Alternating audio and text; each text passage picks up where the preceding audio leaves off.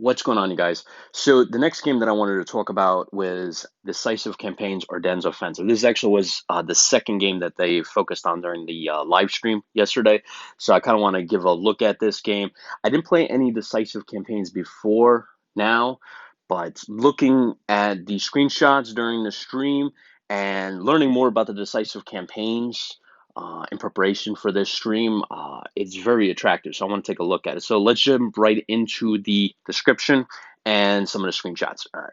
All right. So here we have this is going to be the fourth war game in the Decisive Campaign series, covering the battles in the Ardennes between December 44 and January 45. So, oh, okay. Reducing the scale of the battlefield brings to life operational wargame by lowering the scale to just above tactical level. Main unit of maneuver is the battalion. Okay, that's cool. The game comes with a huge full campaign scenario lasting over 16 days and several smaller scenarios focusing on several days of combat on specific parts of the front. Ooh, I like that. So the full campaign is what I'm interested in, the full 16 days. And since you can actually command battalions, well, one of the battalions is going to have easy company, so that's why I'm very motivated about this game. This came out exactly as I finished the whole series of Band of Brothers. I rewatch it pretty much once every year. Feature list. All right, this is a result of extremely operational war game where more than ever intelligent tactics can beat the odds. Okay, interesting. I like that. So basically, if you're in an Alamo kind of situation, you might still win. Weather is more detailed than ever over 5 different hex states. What like that? Small villages and hamlets are now visible. Ardennes Offensive adds line of sight to the defense campaign series for the first time. Hill blocks line of sight. That is good. And recon is now more important than ever. Hexes are no longer owned. You can expect enemy troops to infiltrate your lines without you noticing. That's awesome. So we're gonna have that kind of Battle of the Bulge movie kind of thing going on, with the German MPs, which well actually did happen in real life. But that movie was actually my first exposure to the Battle of the Bulge, and then from there, I started picking up some books, and from then on, I was like, whoa. And then of course, Band of Brothers was just like, whoa. Supply system has been overhauled. Intercept fire, makes advancing in open terrain a hazardous affair, but also brings dynamisms, get that word right, to the game with enemy units acting while you are moving yours. Oh, nice. I like that. You can now switch between your units, between march mode and combat mode. Good. When attacking a hex, you can now also choose between different intensities of attacks, from probe attack to all-out attack. What like this? The AI has been reworked a lot and will provide a solid challenge even in regular mode. Ardennes Offensive is the first title in the series with accessible and easy to use editors. Awesome. This is the huge thing that I love about strategy game developers and Matrix and Slytherin. Every game they're publishing now comes with a scenario editor and ability to mod the game. And I love that. You know why? Because after you're done playing the game, you just go to the forums and just pick up a whole slew of new scenarios. It adds so much more value to the game. I can't even begin to even like start explaining, the amount of scenario editors. I mean, there's scenario editors for Strategic Command World War II, I believe, or War in Europe, where there's mods that transform the game all the way to a Napoleonic game. I mean, it's amazing. All right, let's take a look at the screenshots. So this actually has more screenshots than the previous game. So nice. I love these unit counters. They're incredible.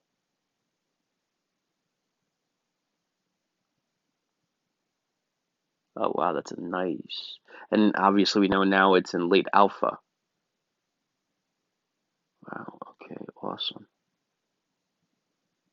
Wow. Now, the developer behind this game is Victor. He's the head honcho behind Shadow Empire. So he just actually released a whole game already, like literally a few months ago. And now he's already pretty much done with this game. It's in late alpha, so it's almost done. I'm telling you, I said it before in my previous video. This guy's a machine. He's one of the most passionate guys because he's just tearing through, building games. I love what he does. I just love it. All right, so and by the way, you got to play Shadow Empire. I'm generally not a person that kind of like warms to a new IP because I like so many IPs already, like Star Trek, and you got the Battlestar Galactica IP. So there's a lot of IPs already out there, and for a game to kind of like pull me in and actually get me interested and actually get me to play the game, it takes a lot, and it really has a great storyline, and the game by itself is amazing. The customization. But anyway, let's focus on this.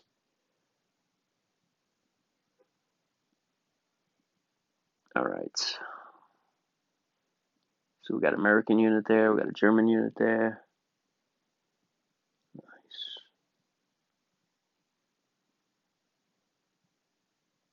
Really nice.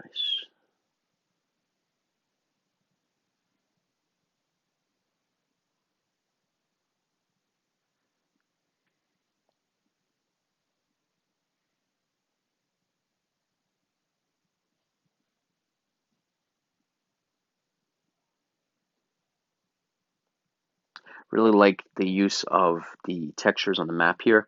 So they're very detailed. They're very detailed, and I love it. It's very easy to kind of differentiate where the forest is, where, well, open ground is. Roads are very easy to kind of manage.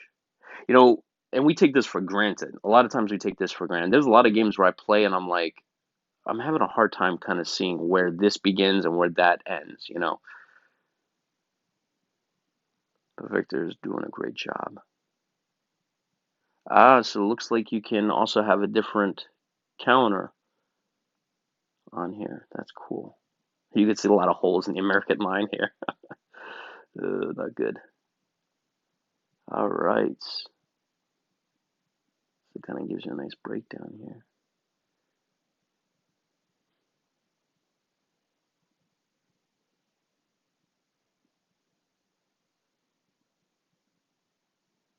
Okay, victory points. Nice.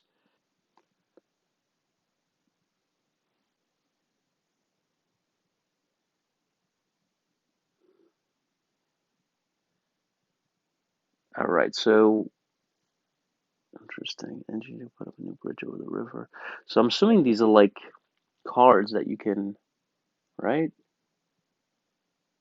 That you can enact in the game. Again, I never played Decisive Battles before, which I should, right? Nice, very nice. You can easily see the differential in the terrain right here, right? So you got like, um, you know, clear terrain here, and then you can see here this is a hill. So this is what they were talking about, the line of sight. So if there are units over here, like, well, there's an American unit, but you wouldn't be able to see because of this hill right there.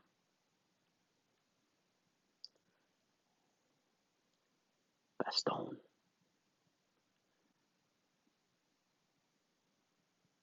What was it that I heard in Band of Brothers that they were nicknamed the Bloody Boys of Bastogne, something like that?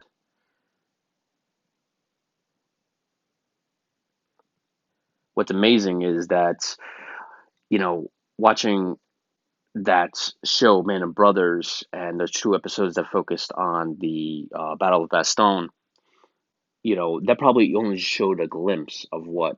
That basically only shows a glimpse of what happened. I'm sure it was much more devastating, much more horrendous conditions. And when I was watching that movie, right, that episode, I was just like, how those men survived, and just even look at that and say it was much worse than that. It's just,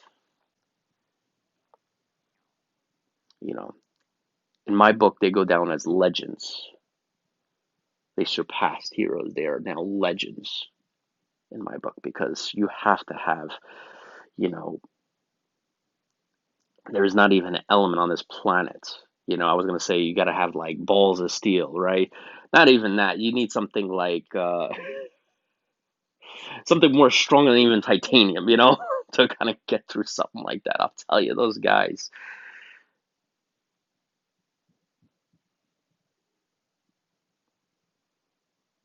I really like this use of fog of war right here.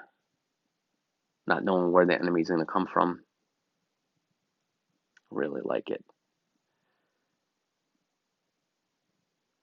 And this will look like in terms of attack. And this is very familiar to what Shadow Empire, like kind of like the way they use the combat system here. I really like that. I really thought the Shadow Empire combat system was really cool. Again, Victor surprised me in that game. I haven't played any of his previous games, and when I picked up Shadow Empire, I'm like, wow, this is actually a really amazing game. I wasn't expecting, to be honest, I wasn't expecting to like it. But then when I got it, I was like, geez, man. So, you know, recon and force probe and attack and all out attack. Geez, man, this is awesome.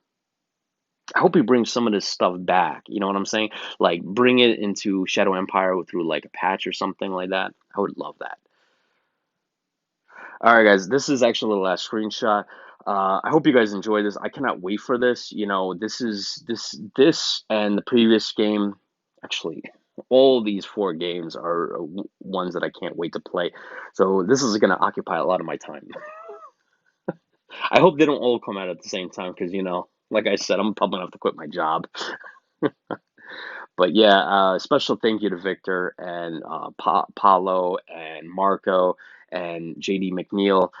You guys publishing and making these games is just, I'll tell you, it gets my mind off what's going on today with all the craziness that's going on today.